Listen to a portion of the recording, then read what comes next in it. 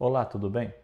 Então a gente vai dar início hoje à nossa quarta aula da disciplina de doutrinas, com a temática Doutrinas para quê? Onde a gente tem estudado as principais finalidades, por que a gente tem que estudar doutrina, que é uma classe que a Bíblia dá há muitos anos aqui na IBED, e a gente está abordando com essa temática, mais aplicando a doutrina, o conhecimento, nessa primeira parte das aulas iniciais, para depois a gente conhecer um pouco melhor como as apostilas que eram dadas sempre na PIB. Então a gente vai dar início agora à nossa aula, vou reduzir o tamanho do vídeo e a gente vai fazer o início da aula aqui.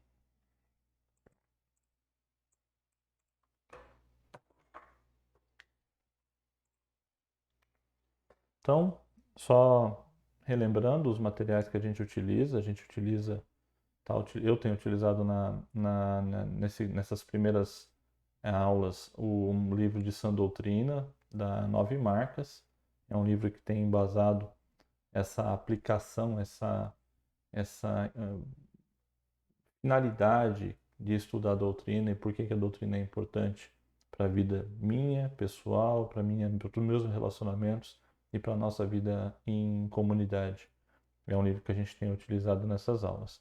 A gente também utiliza as apostilas 1 e 2, que a PIB ministra nas EBEDs há bastante tempo, e a gente vai pincelando algumas coisas delas ao longo dessas primeiras aulas e abordando com mais profundidade nas últimas. Gosto de trazer sempre uma frase que tem a ver especificamente com a aula de hoje. A frase que eu trago aqui é de Charles Spurgeon, que ele fala que a fé sobe pelas escadas que o amor construiu e olha pelas janelas que a esperança abriu. Então, a fé, ela vai subir sempre pelas escadas que o amor já construiu, o amor de Deus por nós construiu.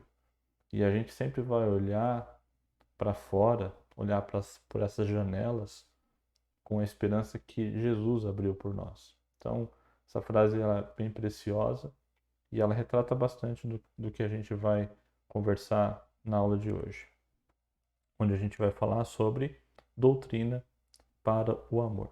Então, para que doutrina? Doutrina para a gente aplicar esse amor que Deus ensina ao longo desde o primeiro livro da Bíblia até o último livro da Bíblia. Toda a história, como a gente falou na aula passada, sobre histórias, construção de histórias. E agora a gente vai falar um pouquinho sobre o amor.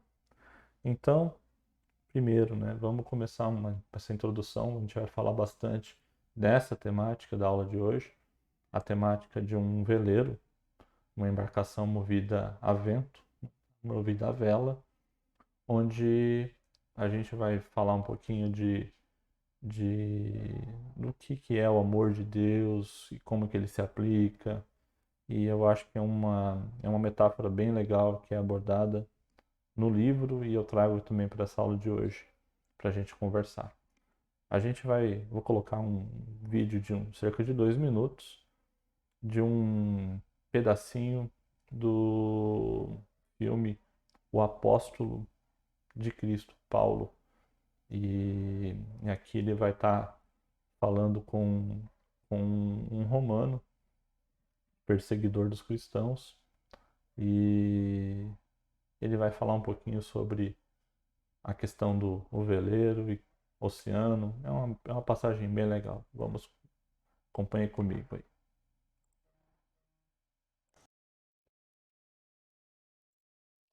Então, voltando para a aula, esse vídeo falou bastante comigo quando eu estava pesquisando coisas sobre veleiro, para a gente estar compartilhando e conversando aqui nessa aula.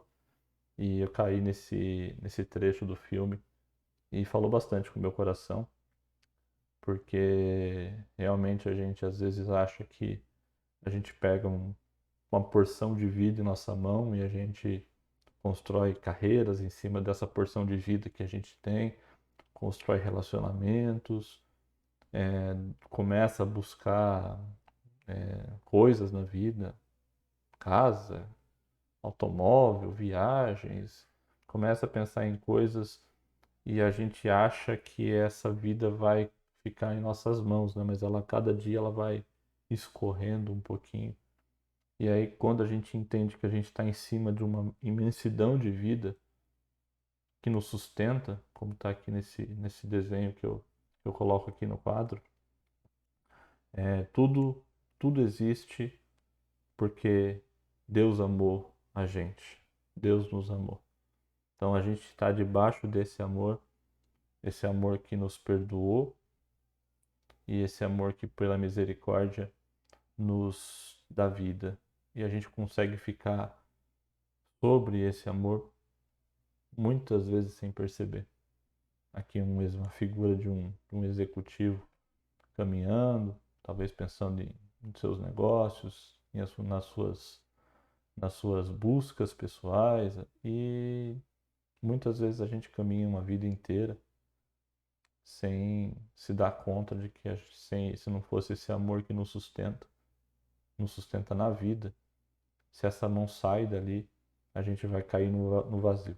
A gente vai voltar a ser o que a gente sempre foi. Nada. E Deus, pela sua misericórdia, nos dá vida, nos sustenta na vida. E a gente nunca pode perder o alcance das nossas vidas disso. Por mais que a gente tenha uma vida corrida, a gente tem que parar um pouco e todos os dias e agradecer por essa mão que nos sustenta no amor. Mas a gente vai falar de veleiro e tem a ver com um pedaço do filme, tem a ver com o que eu falei agora, mas a gente vai falar bastante dessa embarcaçãozinha aqui, que é a vela. Uma vela, ela não tem motor, ela não tem como gerar sua própria tração, ela depende totalmente do vento. Quem está embarcado nela tem que conviver com silêncio, normalmente sozinho, e tentando entender o comportamento do vento para movimentar a sua vela, para manejar as velas que integram essa embarcação, para aproveitar todo o vento que vem, sendo esse vento favorável ou contrário, a embarcação ela pode se mover para onde o velejador quer. E isso é uma coisa interessante. Que velejar, um velejador depende totalmente do vento. Ele, sem vento, ele não consegue fazer nada. Mas com esse vento, essa força, ele consegue se movimentar. Ele não é um barco a motor, um barco a vela, não é um barco a motor onde o piloto vai lá e liga uma chave, liga o motor e vai para onde quer. Não, ele precisa do vento. Se o vento é forte, o vento é fraco, o vento vai na direção que ele não queira ir, ele tem que ser hábil o suficiente para aproveitar a, as, com as suas técnicas para ir na direção que ele quer. Muita gente, muitas pessoas mesmo, acham que esse amor é como um vento. Sopra para um lado, sopra para o outro, a gente não consegue controlar e a gente não pode fazer nada quando esse vento muda. O amor tratado como um vento. Quando isso acontece?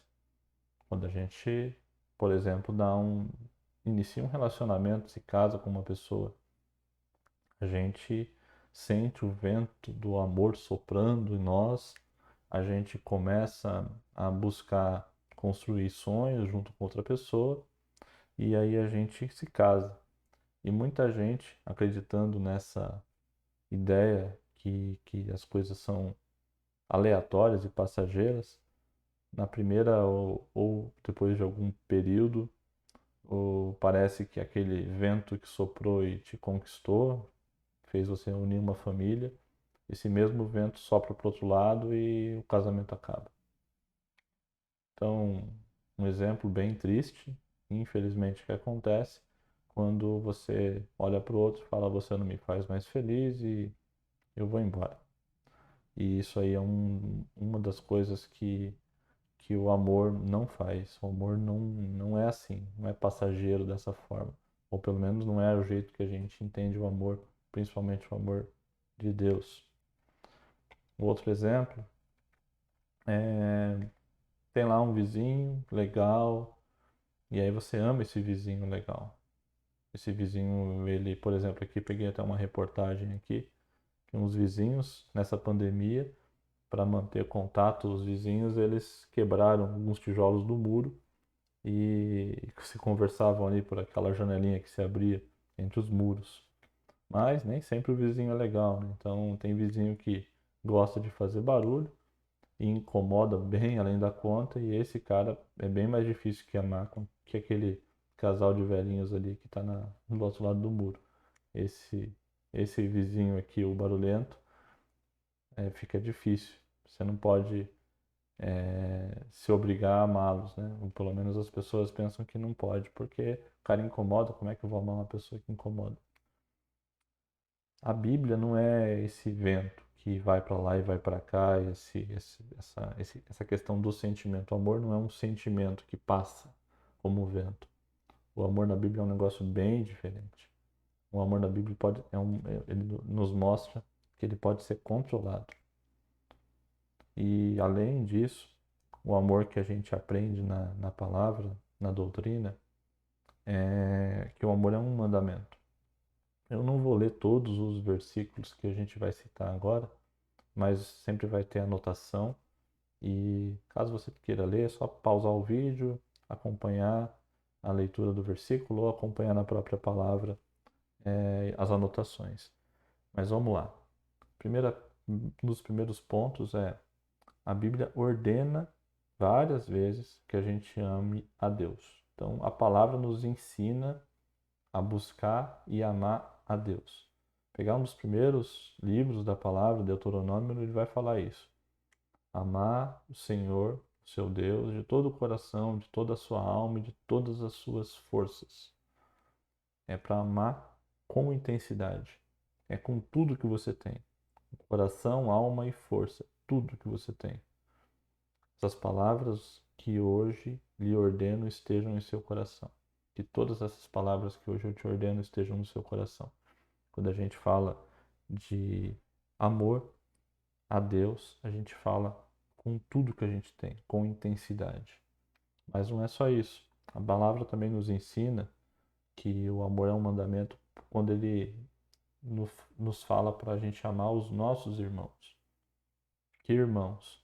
Esses irmãos, os irmãos que convivem conosco na nossa igreja, convivem conosco em outras igrejas, pessoas que têm o mesmo entendimento que o Senhor é o nosso Deus e é o Senhor da nossa vida. Esse entendimento de Jesus nos une como irmãos e a Bíblia fala que a gente ame, pede que a gente ame essas pessoas, como diz o próprio Jesus, amar os outros como amem uns aos outros como eu os amei, vocês devem amar-se uns aos outros, pois com isso todos saberão que vocês são os meus discípulos. E se vocês, desculpa, com isso todos saberão que vocês são meus discípulos, se vocês se amarem uns aos outros. Então, a gente é reconhecido como discípulo de Jesus quando a gente é visto amando outras pessoas do nosso convívio cristão. É um mandamento importante, amar os outros, nossos irmãos. Mas a Bíblia também nos ordena a amar o próximo. E aí esse próximo não é necessariamente o nosso irmão em Cristo. Não procurem vingança nem guardem rancor contra alguém do seu povo, mas ame cada um o seu próximo como a si mesmo.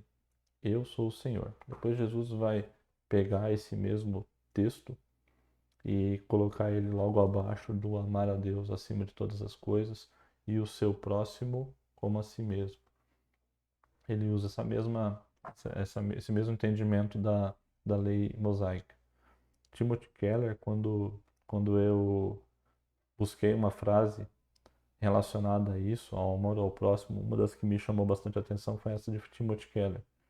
Ele fala que nem todo mundo é seu irmão ou irmã na fé, mas todo mundo é o seu próximo.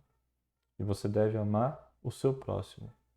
A gente olhou agora há pouco que a gente tem que amar os irmãos na igreja, amar os irmãos em Cristo.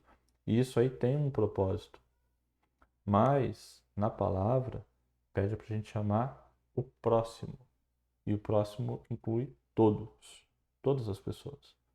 Então, é bem mais profundo.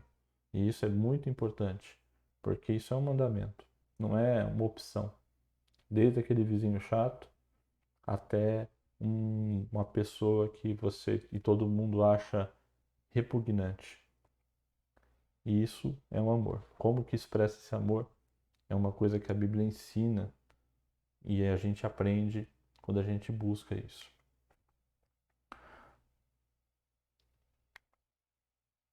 A Bíblia também nos ordena que a gente ame os inimigos. A Bíblia nos ordena que a gente ame os inimigos. Então, próximo então, inclui os irmãos, também inclui os inimigos. Vocês ouviram que foi dito: ame o seu próximo e odeie o seu inimigo. Então, existia na época um entendimento entre os judeus de que esse próximo era só ali, aquela turma que convivia com ele. E o inimigo, de outra nação principalmente, ou de outro povo, de outra etnia, esse aí era tratado como inimigo, um rival. Então, isso era dito. Mas Jesus ele vai no Sermão do Monte e ele fala: amem os seus inimigos e orem por aqueles que os perseguem. Ele ressignifica a ideia e abole a ideia, na verdade, faz uma abolição dessa ideia de que a gente deve odiar qualquer pessoa, odiar o inimigo. A gente não deve odiar ninguém. A gente deve amar o próximo e o próximo inclui todos. Outra frase aqui de Paulo: pelo contrário, se o seu inimigo tiver fome, dê-lhe de comer. Se tiver sede, dê-lhe de beber. Fazendo isso, você amontoará brasas vivas sobre a cabeça dele. Não se deixem vencer pelo mal, mas vençam o mal com o bem. Então, a gente deve sempre buscar entender esses mandamentos, o amor como mandamento aos inimigos, como uma pode ser difícil, mas é possível, porque Jesus nos dá essa capacitação. O Espírito Santo que habita em mim e habita em você te dá capacitação para amar o inimigo, como você ama o seu amigo. E esse amor não é sentimento, é um amor de ação. E isso aí que às vezes a gente confunde quando a gente pensa num amor sentimental. O amor sentimental é mais parecido com aquele amor do vento, né? O sentimento que passa. Mas o amor bíblico, o amor que a gente aprende, o amor que a gente está olhando aqui agora, como o mandamento para a gente amar a Deus, amar o irmão, amar o próximo, amar os inimigos, esse mandamento é um mandamento de amar de verdade, um amor que se aplica na vida das pessoas, sem sentimento. É um amor muito prático. A Bíblia também nos ensina a amar sem fingimento, com afeto e de coração. Então, é, tem que amar de verdade. Não é só falar que ama o inimigo e não conseguir fazer uma oração por ele à noite. Não é falar que ama o próximo, mas você não trata esse próximo com a necessidade que ele tem. Agora vocês purificam as suas vidas pela obediência à verdade, visando ao amor fraternal, sincero, amem sinceramente uns aos outros de todo o coração. Aqui Pedro vai falar de amor fraternal como objetivo e vai falar de sinceridade duas vezes. Fraternal e sincero, amem sinceramente uns aos outros de todo o coração. Essa é a parte prática de você aplicar de todo o coração a verdade. E aí tem outras características também, né? Eu trago uma pergunta, né? O amor acaba, ele pode acabar, esse amor que a gente aprende? Então, Deus ele nos dá na sua palavra que esse amor pode esfriar. Lá em Apocalipse, João escreve que a gente pode perder o amor que um dia a gente sentiu, então aquele amor intenso que a gente sentiu principalmente quando a gente fala desse entendimento de Jesus, quando a gente entende o sacrifício e de Jesus por nós, sendo a gente ainda pecador. Quando a gente entende isso, a gente é engolido por um amor muito forte. Pelo menos comigo aconteceu dessa forma. Mas quando o pai passando o tempo e a gente vai se perdendo um pouquinho nos estudos e se perdendo um pouquinho também na vida, a gente vai vendo esse amor ficar cada vez menor em relação àquele que você já teve. Então, a gente pode perder aquele amor que um dia a gente sentiu. Então, a gente tem que fazer alguma coisa sempre para que isso não aconteça, para que ele não se esfrie, para que a gente não perca de vista esse amor. O amor também não é um ditador arbitrário que nos convoca e dispensa ao seu belo prazer, mas algo que pode ser governado, pelo qual devemos nos esforçar, algo que podemos até provocar nos outros. Texto de Hebreus 10, 24. Então a gente tem que entender que o amor não é uma coisa impositiva de um ditador. Vai e ama, não. É uma coisa que você consegue governar, uma coisa que você consegue buscar, uma coisa que você consegue oferecer. E aí a gente tem que, assim, pelo qual a gente deve nos esforçar. Então não é pessoas fáceis de amar, é mais fácil, você não precisa de muito esforço para isso. Mas tem pessoas que não são tão fáceis de amar. E para essas a gente tem que se esforçar. Não é desistir delas, é se esforçar. A palavra nos pede para a gente se esforçar, para a gente buscar e provocar esse amor nos outros. E isso aí é outra coisa que está forte aí quando a gente vai aplicar qualquer coisa relacionada a amor um pelo outro. E por que que a gente ama? Por que amar? Aqui uma síntese para essa resposta que a gente pode dar é que o nosso amor, na verdade, é uma reação ao amor de Deus. Não é um amor que parte da gente, mas um amor que já partiu de Deus. Nós amamos porque Ele nos amou primeiro. É o amor de Deus por nós em Cristo que capacita a amar outras pessoas. Ele nos atrai, nos leva a amar outras pessoas e ainda nos mostra como o amor deve ser. Parte de Deus por mim e por você. E sabendo disso, a gente ama o próximo, porque a gente foi premiado com um amor que a gente não merecia. E é por isso que a gente deve amar. Por que amar? Porque a gente foi amado por Deus em Jesus. O amor não é esse vento, então, só resumindo essa metáfora do vento, o amor não é aleatório, não é esse sentimento. O amor também não é uma coisa que a gente pode acelerar por nossa conta, uma coisa que a gente pode fazer do jeito que a gente quer. Não, isso aí tem mais a ver com o lado sentimental, que não é o lado que a gente está buscando entender e aplicando aqui na nossa vida, e é o que a gente realmente leva para sempre. O amor de Deus na nossa vida. O amor não é isso.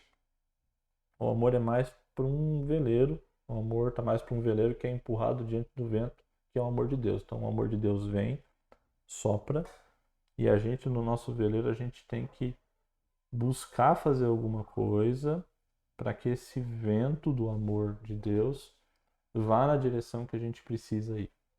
Então, o nosso amor por Deus e pelas pessoas é sempre dependente de um amor prévio que Deus dedicou para a gente.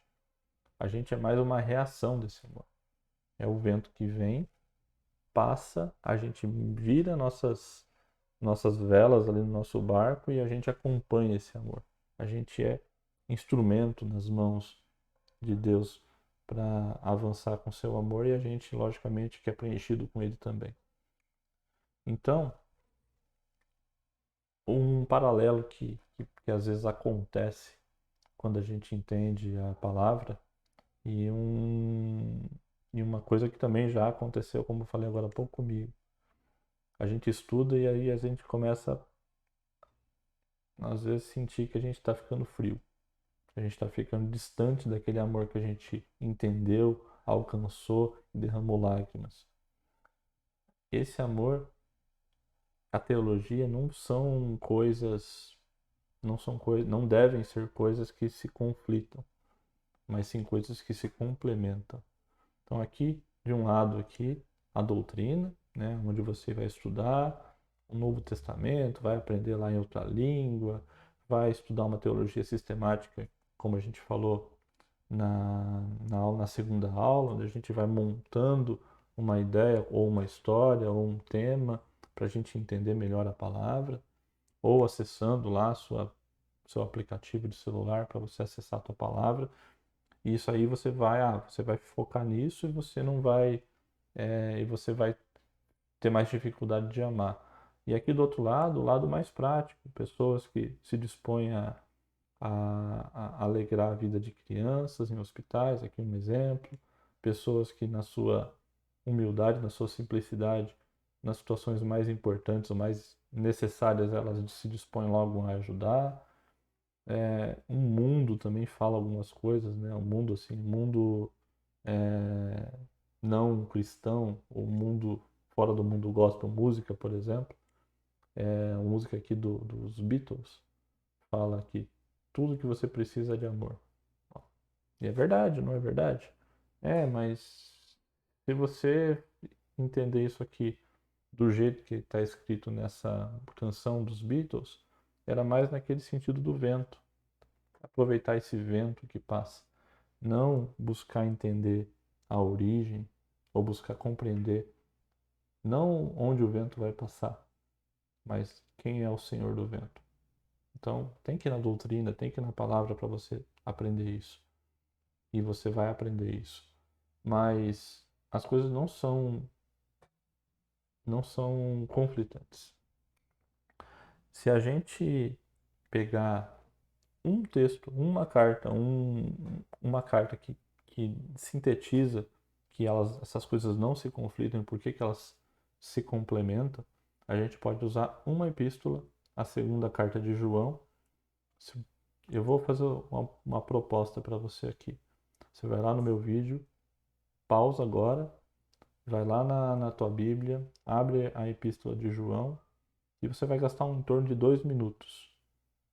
Leia a epístola de João nesses 2 minutos que você vai ter agora.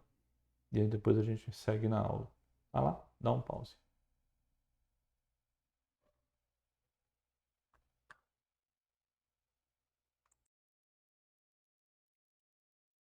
Vamos lá. Então, você deve ter lido a carta, agora a gente vai fazer um pequeno resumo dela. Resumo não, né? Bom, é uma carta bem pequena, não precisa nem resumir, mas vamos só separar ela em algumas coisas. A primeira parte vai falar muito da questão do amor, vai incentivar. Então, João ama essa igreja e fala sempre em verdade. Todos aqueles, todos, assim como todos aqueles que conhecem a verdade, porque João e seus irmãos amam esses outros irmãos? A resposta da primeira pergunta que a gente pode fazer é porque a verdade, por causa da verdade que permanece em nós e estará conosco para sempre. Então, João e seus irmãos cristãos amam essa igreja em verdade e por causa da verdade. A verdade é a base do amor que temos uns pelos outros. Ela endereça nossos corações um a um. E depois João vai seguindo afirmando no versículo 4. João prossegue afirmando lá que ele se alegra muito em ouvir a respeito daqueles da igreja que caminham na verdade. Fala de novo, na verdade. Depois ele pede que os leitores guardem o mandamento recebido desde o início, que é o de amar uns aos outros. Ele reforça a importância de amar uns aos outros. E fala que o amor consiste em andar conforme os mandamentos de Deus, que desde o princípio eles ouviram e a gente ouviu. Então, ele vai falar muito do amor entre os irmãos e vai falar dessa expressão do amor que ele tem pela igreja. Na segunda parte, que é a segunda que vai do versículo 7 até o versículo 11, aí Paulo ele dá uma, Paulo, não, desculpa, João ele muda um pouquinho o tom da carta. E aí parece que foi por isso que ele escreveu essa carta, né? Ele fala que muitos enganadores já saíram pelo mundo os quais não confessam a vida de Jesus em carne. Então, ele está falando de um problema sério doutrinário aqui. Negar que Jesus veio em carne, que Jesus encarnou, que o Verbo se fez carne. Então, esse é o que João está combatendo e está alertando aquela igreja que ele amava. Então, ele fala aqui no versículo 8, que deve tomar cuidado com esses mestres, esses falsos mestres, crer que o evangelho é falso e é afastado de Deus, mas permanecer na verdade é permanecer com o Pai e Filho. Então, o evangelho falso fica afastado de Deus. E você permanecer na verdade, você fica com o Pai e Filho. E que eles não deviam nem ser hospitaleiro com um mestre falso, para não participar das suas obras iníquas. Então, olha, Paulo está alertando bastante a igreja em relação a esses falsos mestres. E por quê? Parece que é uma coisa antagônica. Ele começa falando de amor, depois ele vai falar de preocupação com a verdade, preocupação com a essência do evangelho, que é Jesus ter vindo em carne habitar entre nós. Então, negar isso é um ponto que distorce totalmente a nossa fé. Então, por que que João Será faz essas duas falas? Fala da verdade, verdade, amor, amor entre eles, e também depois ele vai lá e fala sobre os falsos mestres. Então, tá misturando? Será que está misturando? Não está misturando, né? Ele não é uma coisa que está misturando. O texto todo de João, essa segunda carta, ensina a gente que na igreja a sã doutrina é a base do amor que temos uns pelos outros. Então, essa é a base da sã doutrina. O fundamento do nosso amor é a doutrina. E ela nos leva a amar. E é a razão de nosso vínculo especial pelos cristãos. Se a gente inverter essa ordem, a gente entende que o amor é o objetivo da sã doutrina. Se a gente não ama uns aos outros, é um sinal de que não estamos devidamente firmados na verdade. Então, por isso que João começa falando do amor entre os irmãos como uma proteção contra esse falso mestre que vai ensinar coisas erradas, que vai ensinar e vai distorcer o evangelho. Então ele fala, e a gente tem que entender a importância desse amor que, pela doutrina e para a doutrina, faz o sentido desse sinal do reino de Deus na terra. Então, como a gente aprender o amor a Deus utilizando as doutrinas? A gente vai falar de, acho que são 5 exemplos que a gente separou na aula para falar de doutrinas e falar de como as doutrinas nos ensinam a amar. Por exemplo, aqui, doutrina de Deus. O que a doutrina de Deus ensina a gente? Quanto mais a gente conhece a Deus, então quanto mais a gente entender quem é Deus, na doutrina de Deus a gente aprende isso, a gente tenta entender naqueles versículos, aquele resumo da palavra que é a doutrina, a gente compreende Deus e quanto melhor a gente conhece, mais a gente ama. Conhecer a Deus melhor é penetrar profundamente nas suas insondáveis profundidades de seu amor e nessa profundidade traz à tona o nosso amor em resposta. É isso. A gente aprende mais e a gente ama mais. Não tem como, né? Não sei se foi na aula 2 ou na aula 3, eu falei daquele relacionamento e não tem como a gente se casar com uma pessoa que a gente conversa uma vez só, 2 vezes só. Tem que ter um relacionamento, a gente tem que conhecer para a gente desenvolver um relacionamento profundo. Conhecer a Deus vai fazer você amar mais a Deus. Você não vai conseguir amar a Deus conhecendo Ele pouco. Por isso que a doutrina de Deus ela é importante. Já a doutrina do homem, ela vai ajudar a gente a amar o próximo. Então, a doutrina do homem, como todo ser humano é feito à imagem e semelhança de Deus, todo ser humano é digno do nosso amor. Se todo mundo é feito à imagem e semelhança de Deus, todos são dignos do amor. A doutrina do homem nos ensina a amar os outros, todos os outros. Também devemos demonstrar amor especial por aqueles que precisam de auxílio e proteção, porque Deus faz isso. Ele faz justiça ao órfão, à viúva e ama o estrangeiro, dando-lhe comida e roupa. A gente ama o ser humano incondicionalmente, qualquer ser humano, porque todos somos feitos à imagem e semelhança de Deus e todos somos dignos desse amor. E, em especial, quem precisa mais. Por que em especial? Porque Deus faz dessa forma. Se você conhecer o, a doutrina de Deus, você vai ver a questão da compaixão que Deus tem. Você vai ver a misericórdia de Deus. E isso vai te mover automaticamente para o vulnerável. E o vulnerável precisa muito, muito de uma pessoa que tenha esse entendimento. Porque essas pessoas com entendimento da unidade, da humanidade, fazem a obra de Deus acontecer, espalham o reino de Deus pela terra. Entender a doutrina da providência, outra doutrina que a gente estuda, vai ajudar a gente a amar os inimigos. Jesus comenta que Deus faz nascer o sol sobre maus e bons e faz chover sobre justos e injustos. O que essa lição ensina? Que a gente também deve, se Deus faz isso aí com justo e injusto, sabendo que são justos e injustos, sabendo que é bom uma pessoa bom e uma pessoa má, se ele faz isso, o sol nascer e faz chover sobre as duas pessoas diferentes, é assim que a gente deve se comportar também. A gente deve amar exatamente dessa forma. O amor não impede a gente de estender a nossa mão. Não impede a gente de orar. E isso aí, na doutrina da providência, a gente entende isso. Se Deus faz isso por mim e faz por você, a gente tem que fazer para todos. A doutrina do amor de Deus vai ajudar a gente a compreender melhor esse amor mútuo, amor entre nós aqui da igreja, entre as pessoas cristãs, entre as pessoas que enxergam Cristo como o Senhor e o único Salvador. Jesus nos ensina que nisto consiste o amor, não em que nós tenhamos amado a Deus, mas que Ele nos amou e enviou seu Filho como propiciação dos nossos pecados. Amados, se Deus assim nos amou, também nós devemos amar uns aos outros. Jesus fala que nós seremos reconhecidos pelo amor, como a gente falou agora há pouco.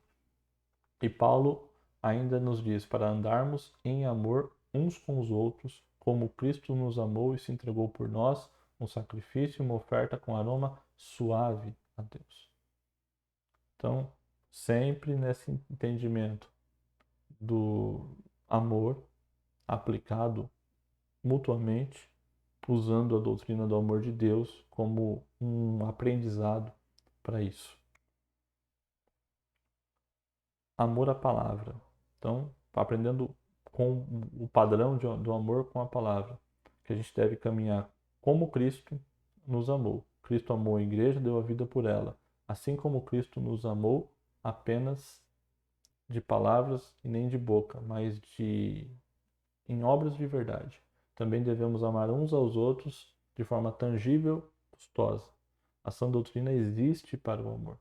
E aqui a gente poderia falar também da doutrina da redenção, para falar de como Jesus entregou a vida pela igreja, como um paralelo a como um homem deve amar a sua esposa. Então a gente pode aprender como que é um amor de um homem com uma mulher, um marido com uma esposa, com a doutrina da redenção. Porque é isso que a gente aprende com Jesus. E é isso que Paulo escreve na sua carta aos Efésios.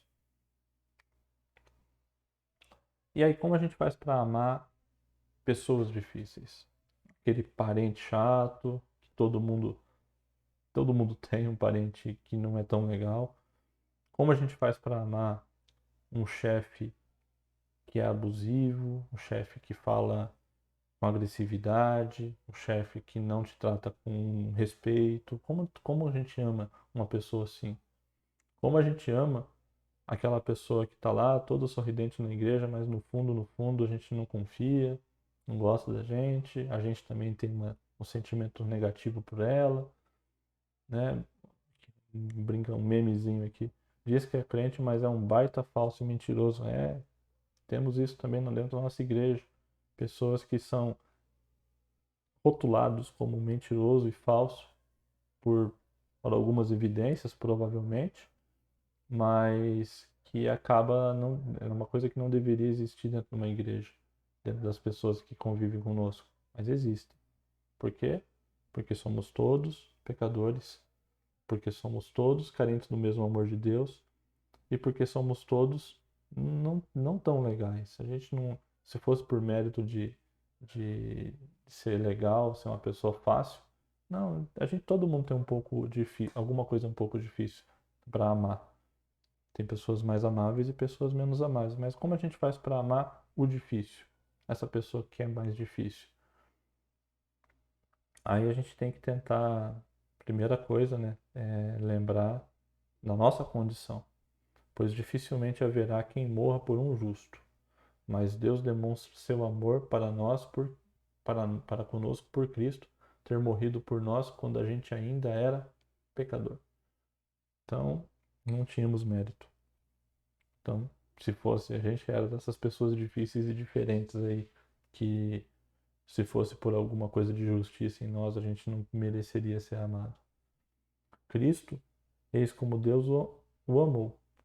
Quando você era inimigo dele, ele providenciou para que você se reconciliasse com esse pela morte do seu filho.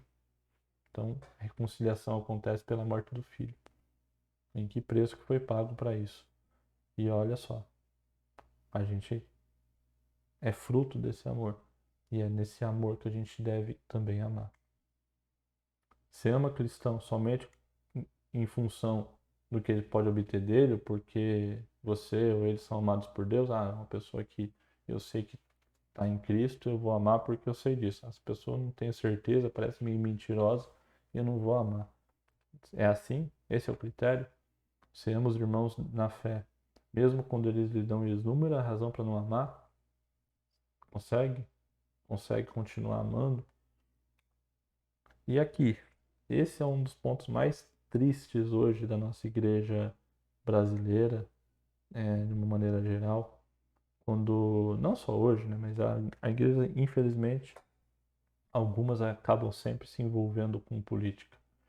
E existe, lógico, cada um tem o seu posicionamento, as suas crenças em relação à melhor forma de governar. Mas quando a gente leva isso para o púlpito da igreja, quando a gente leva isso para dentro da igreja, nunca causa coisas boas. Sempre traz coisas ruins. Porque as pessoas pensam diferentes. Então, o teu amor, ele alcança todos os irmãos da igreja, ultrapassando diferença que no mundo geralmente impede o amor, como desigualdade de posse, status social, política ou cor de pele, grupinhos. Então, se você vê duas manifestações opostas andando no mesmo lado da rua, você não vai ver. Você não consegue ver duas torcidas de time de futebol convivendo junto no mesmo estádio de um confronto, de um jogo, de algum campeonato. São todos separados. A gente vê isso naturalmente separado. Mas na igreja a gente junta pessoas diferentes. E as pessoas ficam juntas. E essa é a maravilha do Evangelho, juntar pessoas diferentes.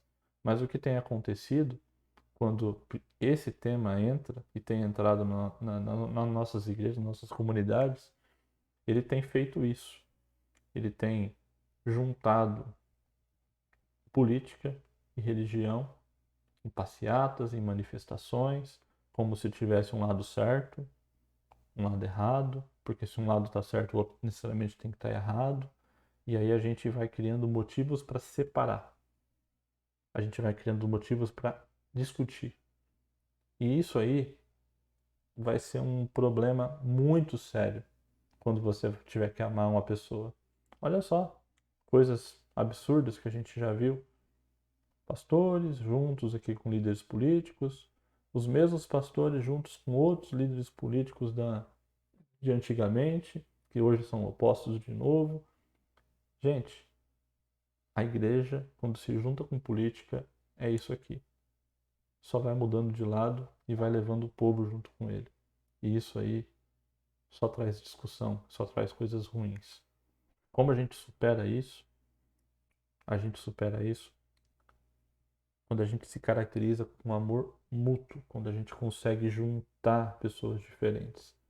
Se essa amargura, polarização, essa fofoca e difamação destrói a igreja, na sã doutrina, é uma das ferramentas que a gente vai encontrar formas de restaurar essa igreja, que a gente destrói quando a gente deixa de aplicar o amor. Seria muito fácil você pegar uma igreja, a igreja da direita, a igreja da esquerda, mas isso aí não é igreja, isso aí é manifestação política. A igreja é isso aqui, ó, é juntar pessoas que pensam diferentes, mas pessoas que pensam diferentes, onde o ídolo não é um partido político, ou o ídolo não é uma pessoa. O ídolo é quem a gente serve é Jesus. E quando a gente serve o mesmo Senhor, não tem nada que pode nos separar. Avançando, a gente está caminhando para o final já da aula. Na verdade, quando a gente fala de pessoas difíceis, a Bíblia testa se a gente realmente conhece o amor de Cristo por meio dos irmãos que a gente tem, das irmãs que a gente tem. Como que ela testa? O João ele vai bem no ponto-chave desse teste. Se alguém diz, eu amo a Deus e odeio o seu irmão, é mentiroso, pois aquele que não ama o seu irmão, a quem viu, não pode amar a Deus a quem não viu. Simples. Não dá para fingir as coisas com um evangelho aberto. A doutrina nos ensina coisas bem práticas. Não dá para a gente falar que ama a Deus e não amar o próximo. Se a gente está fazendo isso, a gente não ama nem a Deus e nem o próximo. Se a gente tem pessoas difíceis na igreja que precisam ser difíceis de ser amado, bem, isso vale também para mim. Isso vale também para você. Mas isso aí não impediu que nosso Salvador nos amasse. Todo o caminho até a cruz. Quanto mais profundamente somos moldados por essa verdade, mais a nossa vida, as nossas igrejas se conformam à imagem do amor de Deus. Essa é a chave. É isso que faz com que a doutrina sirva para que a gente ame. Voltando para a gente finalizar, como a vela aproveita o vento do amor? O amor de Deus é uma ventania constante, para nunca. Nem mesmo o nosso pecado ameaça esse amor por nós. Então, nem o pecado da gente, nem os pecados já feitos e os que a gente ainda vai cometer, nem esses pecados afastam esse amor, faz esse vento parar de soprar. O amor de Deus é uma expressão da sua natureza, ele ama. Deus é amor. Mesmo Deus, sendo rico em misericórdia, por causa do seu imenso amor que nos amou, e estando ainda mortos em nossos pecados, nos deu vida juntamente com Cristo. Deus é amor, é a natureza dele. Aquele que não ama não conhece a Deus, porque ele é amor. Se você encontrar uma pessoa, ou se você for uma pessoa que não tem capacidade de amar, peça a Deus. Faça uma oração difícil. Senhor, eu quero amar essa pessoa. Tudo que você pedir nesse sentido em oração, Deus vai conceder. Eu quero querer amar uma pessoa. Eu quero querer amar essa pessoa. Eu quero querer amar essa pessoa. E você vai orar nesse sentido e Deus vai te colocar o amor, vai soprar o vento nessa direção. E você vai ter que fazer esforço, você vai ter que virar a sua vela, você vai ter que acompanhar esse vento para ir na direção certa. Porque se o vento soprar, Deus, você pedir e você não manipular a sua vela na direção certa, você não vai na direção que você quer. Você vai só fazer uma oração. E não é isso que é o objetivo. A gente tem que amar intensamente e intencionalmente. Deus é amor, ele nos tem amado de forma maravilhosa em Cristo. Seu amor por nós é o fundamento, a fonte e o padrão do nosso amor por ele, pelo próximo, pelos nossos irmãos em Cristo e até pelos nossos inimigos. Nosso amor reage ao dele como uma vela reage ao vento. A gente reage ao amor de Deus. E a gente reage ao amor de Deus amando. E é isso que a gente tem que fazer. E é isso que a doutrina e a palavra ensinam pra gente. Próxima aula, a gente vai falar sobre a doutrina que existe para unidade. E aí a gente vai dar sequência a esse papo de amor, porque amor e unidade tem muito a ver. Então, até a próxima.